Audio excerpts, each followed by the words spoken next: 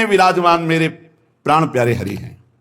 ये क्रूरा अपि पापिनो न च सताम संभास सदृश्याश्चये सर्वान् वस्तुतया निरीक्ष परम स्वाराध्य बुद्धिर्मम। ये मेरे आचार्य का आदेश है। जो क्रूर हैं, पापी हैं, दुष्ट हैं, नीच हैं, वो तुम्हें दिखाई दे रहे, मेरी दृष्टि में आराध्य देव श्री राधा वल्लभ लाल, श्री कृष्ण चंद्र जी सबके हृदय मंदिर में हम परमात्मा देखने के लिए चले हैं, ना कि क्रूर पापी दुष्ट निंदक देखने के लिए चले। हम साधना कर रहे हैं सब में परमात्मा का अनुभव करने के लिए। जड़ चैतन्य कछु नहीं दिखे, जहां दिखे तहां श्याम खड़े, ये सिद्धि है।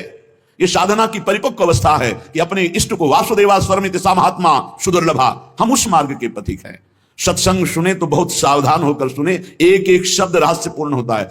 भैया चाहे हीटर गर्म करे, चाहे फ्रिज ठंडा करे, चाहे एसी ठंडा वातावरण कर दे या हीटर गर्म वातावरण कर दे, बिजली दोनों में एक ही है। जो देखने वाला है कि हीटर का कारण बिजली, तो कूलर का कारण बिजली, फ्रिज का कारण बिजली, एसी का कारण बिजली, वो केवल बिजली देख रहा है कि इन यंत्रों में चलने की सामर्थ्य नहीं, ये बिजली से चल रहा है। लेकिन उस यंत्र का प्रभाव है कि वो गर्मी फेंकता है, उस यंत्र का प्रभाव शीतलता फेंकता है, पर दोनों का कारण बिजली है। ऐसे ही इस जड़ चैतन्य में, इस सत असत में, इस उच्च और नीच में, महात्मा और दुरात्मा में क्रियाएं जमीन आसमान का अंतर।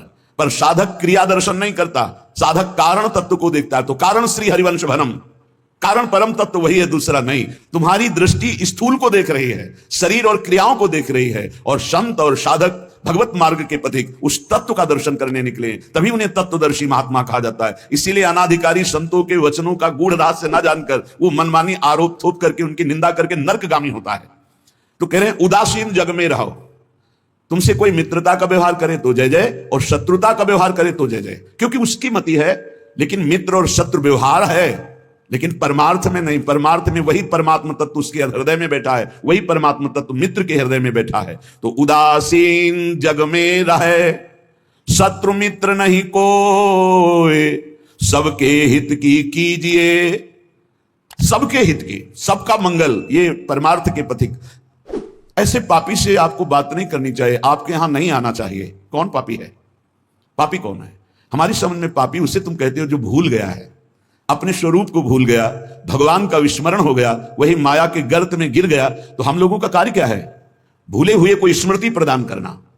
ये जो ज्ञान है ये स्मृति प्रदान करता है। नष्टो मोहा स्मृति लब्धा तत्प्रसादान मयाच्युता। तो संतों के हृदय में बैठ के कौन बोलते हैं? गोविंद ही तो बोलते हैं। तो गोविंद की वाणी क्या करती है? नष्टो मोहा, मोह का नाश करके और भगवत स्मृति जागृत कर दे। पापी से घृणा मत करो, उसका पाप दूर हो जाएगा तो महात्मा हो जाएगा। कोई दुरात्मा नहीं है, भूल है, भ्रम है, अज्ञान है, अविद्या है, इसका नाश हो जाए तो महात्मा ही है, वो परमात्मा ही है। यही बात समझने के लिए तो साधना की जाती है। इसलिए ना किसी से द्वेष करो, ना किसी से राग, ना किसी से अपनापन, ना किसी से परायापन, सब में एक श्री भगवान विराजमान है।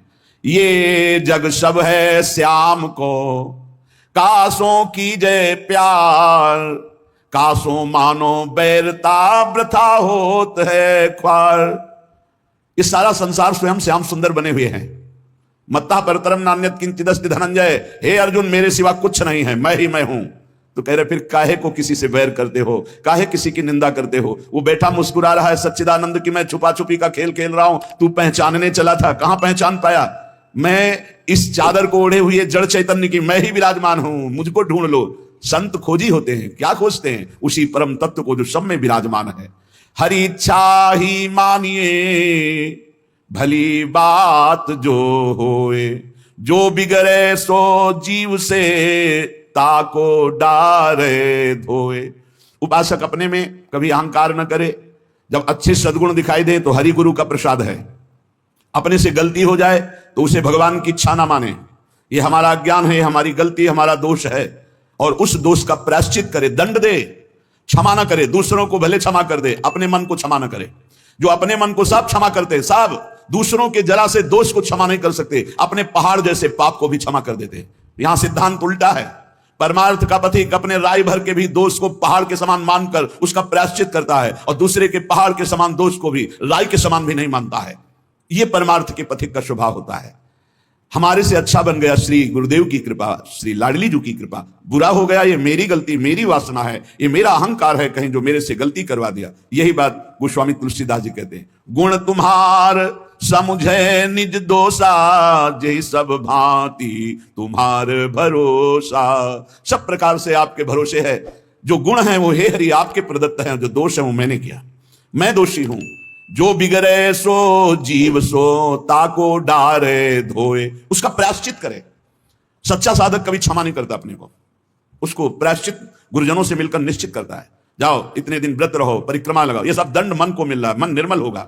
अपने पापों को तो प्रायश्चित नहीं करते, दूसरे की जरा सी गलती को पहाड़ जैसा वर्णन कर देते। ये भगवान के दास नहीं होते, ये भगवत विमुख जन होते हैं। उर हरि पेरक जो करे जोई सब कुछ होई, जीव आपनो मान सुख दुख देखे तब रोई। अगर आपके साथ कोई व्यवहार अनुकूल कर रहा है या प्रतिकूल, तो आप क्रिया को मत देखो, अनुकूल प्रतिकूल, कारण तत्व को देखो। हृदय में बैठा हुआ और प्रेरक रघुवंश विभूषण भगवान प्रेरणा कर रहा है, क्यों? क्योंकि मुझे वो अनुकूल प्रतिकूल से ऊपर उठाना चाहता है। इसलिए अनुकूल प्रतिकूल परिस्थिति सांसारिक पुरुष को हर्ष या शोक देती है, लेकिन भक्त को या भगवत मार्ग के पथिक को नहीं, क्योंकि वो कारण तत्व को देखता है। जब प्रभु अपनावे जीव को, तब ये तिरस्कार अपमान निंदा देते हैं। जिसको प्रभु अपना लेते हैं उसके जीवन में जरूर कृपा करके आते हैं तिरस्कार अपमान निंदा। क्यों? क्योंकि इसका एक चिपकाव का स्वभाव है। कोई जरा सा प्यार करे बस वो मान लेता ये मेरा। कोई वस्तु अच्छी लगी, चिपक गया बस उस वस्तु, इसके बिना मैं नहीं जी सकता। जो वस्तु व्यक्ति स्थान के प्रति ममता है, आसक्ति है, लगाव है, ये तिरस्कार अपमान और निंदा के द्वारा दूर होता है। जब निंदा हुई, तिरस्कार हुआ, अपमान हुआ, जैसे बिल्वमंगल जी का तिरस्कार कर दिया, कट वचन बोले चिंतामणि ने, तो भगवान की तरफ कदम बढ़े। नहीं, जीव का जो मन है वो चिपकू स्वभाव का है, वो आसक्ति, वो ममता, वो राग कर लेता है। जरा सा बोल दे, जरा सा अनुकूल हो जाए तो वो उसी में राजी हो जाता है कि ये मेरा है। प्रभु ऐसा होने नहीं देते, बड़े कृपालु हैं, अपने जन को फंसने नहीं देते। इसलिए वहां से प्रतिकूलता दिलाते हैं, तिरस्कार दिलाते हैं, कटु वचन दिलाते हैं, तब वो फिर चैतन्य होता है। अरे नहीं, इस जगत में कोई नहीं, हरि के सिवा मेरा कोई, फिर हरि की तरफ भागता है। तो कह रहे कि ऐसी भगवान की अहेतुकी कृपा है कि जब जीव को भगवान अपनाते हैं तो तिरस्कार अपमान निंदा देते हैं। घबराओ मत, उतना ही देंगे जितने में तुम परिपक्व हो जाओगे। तुम्हारा पतन नहीं हो सकता, तुम इतना दुखी नहीं हो सकते कि परमार्थ छूट जाए। और काटे भव के फंद चरण कमल में राख हैं श्री वृंदावन चंद्र। वृंदावन चंद्र युगल सरकार ऐसी परिस्थिति बना देंगे आपको। जो सुन रहे हैं बहुत धैर्य से, हो सकता है तुम्हारी वास व्यवस्था कमजोर हो सकता है तुम्हारी भोजन व्यवस्था कमजोर हो सकता है तुम्हारी अर्थ व्यवस्था कमजोर हो। काट लो समय, ये काट लो समय। आगे जो आपको प्राप्त होगा वो इन सबसे परे है। नाशवान परिस्थिति, नाशवान धन, नाशवान भोग, इससे परे अविनाशी परम पद मिलेगा। और ये हम विश्वास पूर्वक तुम्हें कह रहे हैं कि भगवान अपने भक्त के योगक्षेम का वहन करते हैं। आप निश्चिंत रहिए, इंतजार करो, उबना मत, कैसी भी परिस्थिति हो भागना मत। यहां हर एक को श्री जी देख रहे हैं। जितनी परिस्थिति में तुम्हें वो रख रहे हैं, तुम उसी के लायक हो। लायक का मतलब तुम्हारी अध्यात्म की स्थिति के लिए बहुत जरूरी है।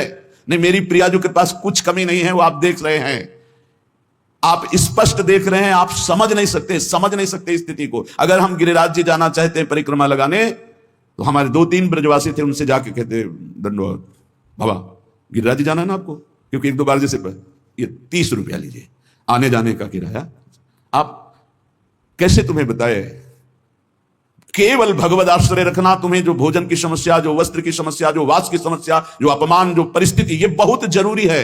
हम वंदना करते हैं उस परिस्थिति की, क्योंकि वही परिस्थिति शरणागति पुष्ट करती है। अन्य आश्रय मत ले लेना, अन्य भरोसा मत कर लेना। मेरी लाडली जो डायरेक्ट आपकी व्यवस्था संभाल रही हैं, यहां वही प्रवेश पा रहा जिसे श्री जी देख रही है। पर दुर्भाग्य है कि ऐसी करुणा होने पर भी वो अपराध करता है। वो करुणामयी स्वामिनी के भाव को न जानकर वृंदावन को एक शहर मानता है और यहां आकर होटल में वास करके नाना प्रकार की कुचिष्टाएं करके पाप कमा कर जाता है। मेरी स्वामिनी जी की कृपा की अवहेलना करता है।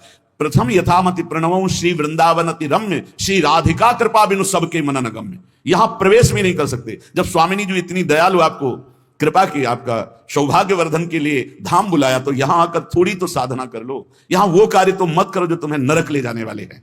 वो समझ नहीं पाते हैं। ये कोई वृंदावन धाम है, कोई शहर नहीं, कोई नगर नहीं कि आप पैसे के बल से आए, होटल लिए, मनमानी खान पान, मनमानी भ्रष्टाचार का आचरण, तो तुम्हारी दुर्गति हो जाएगी। धाम को धाम की तरह सेवन करो, नहीं तुम मत आओ। दूर से चिंतन करो, प्रणाम कर लो, इतने में तुम्हारा मंगल हो जाएगा। यहां आओ तो धाम की तरह आओ। पहले तुम इस यहां प्रवेश होने के पहले अपने दिमाग में बैठा लो कि तुम जा कहां रहे हो, परम पावन श्री धाम वृंदावन का दर्शन करने। तो यहां दर्शन करो, उपवास करो, भजन करो, नाना प्रकार से भागवती का आचरण करो, परिक्रमा लगाओ, किसी संत की, ब्रजवासी की, गौ की, यहाँ के पशु पक्षी की, हाँ सेवा बन जाए, किसी को खवा पिला दिया, चाहे वो पशु पक्षी क्यों ना हो, ये सब दिव्य महात्मा है, जीवन धन्य हो जाएगा। श्री जी करुणा करते हैं, हम करुणा का अवहेलना अपराध कर बैठते हैं। ये बिल्कुल सत्य बात समझिए। इतनी श्री जी की अपार कृपा कि तुम्हें धाम में, पर ये सत्संगहीन जन ये समझ नहीं पाते कि यहां का किया हुआ पाप कहां धोगे। यहां का किया हुआ पाप वज्र की लीक होता है और वो प्रतिपल पनपता रहता है, ब्याज दर ब्याज, भोगते भोगते कल्प व्यतीत हो जाएंगे, फिर भी यहां के पाप से मुक्त नहीं हो पाओगे। हाँ, वही मुक्त हो जाता है जो आश्रित होकर अपने प्राणों का विसर्जन प्रियालाल के शरणागत होकर के धाम में करता है। अगर धाम में अपराध बन जाए तो धाम ही मिटा सकता है। इसलिए आगंतुक वृंदावन में आने वालों को हम प्रणाम करके प्रार्थना करते हैं कि आपका अहोभाग्य, आप वृंदावन आए हो, लेकिन सावधान, कहीं मसाला खा के थूक रहे हो, कहीं दोना पत्तल फेंक रहे हो, कहीं गंदी दृष्टि कर रहे हो, कहीं दूसरे के प्रति दोष दर्शन कर रहे हो, या कहीं मन की विलास इंद्रियों के भोग भोग रहे हो। बहुत सावधान, गलती ना बन जाए। यहां से यहां 1 घंटा रुको लेकिन सही ढंग से रुको, यहां 1 दिन रुको लेकिन रहने की पद्धति से। 1 दिन में तुम्हारा श्रीपाद प्रबोधानंद जी का एक बार वृंदावन आ गया, एक पुष्प प्रसादी सूंघ लिया, एक बार बिहारी जी को प्रणाम कर लिया, एक बार वृंदावन की रज लग गई, अब तुम नर्क नहीं जाओगे।